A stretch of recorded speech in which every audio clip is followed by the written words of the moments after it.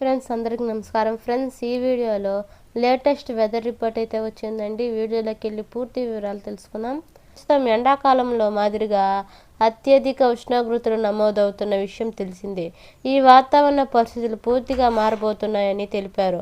రుతుపవనాలు యాక్టివ్గా మారి అక్కడక్కడ వర్షాలు కురుస్తాయని అంచనా వేస్తున్నారు.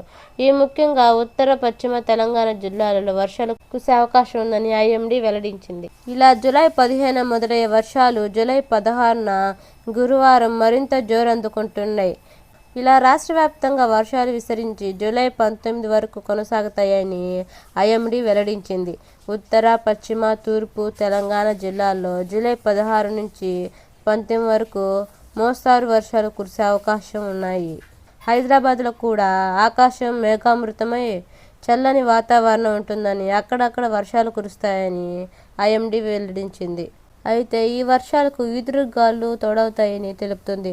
ఇవాళ రేపు జూలై 14, 15 ఆదిలాబాద్, కొమరంభీం, ఆసిఫాబాద్, మంచిర్యాల, నిర్మల్, నిజామాబాద్, జగిత్యాల, రాజన్న సిరిసిల్ల, కరీంనగర్, పెద్దపల్లి, జయశంకర్, భూపాలపల్లి జిల్లాల్లో గంటకు 40-50 కిలోమీటర్ల వేగంతో గాలులు వీచే అవకాశం ఉందని, మిగిలిన జిల్లాలలో గంటకు 30-40 కిలోమీటర్ల వేగంతో గాలులు వీస్తాయని హైదరాబాద్ వాతావరణ కేంద్రం వెల్లడించింది.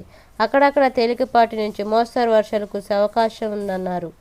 తెలంగాణలో గత 4-5 రోజులు ఎండ తీవ్రత ఎక్కువగా ఉంది. ఇవాళ జూలై 14న కూడా ఇదే పరిస్థితి ఉంటుందని వాతావరణ శాఖ వెల్లడించింది.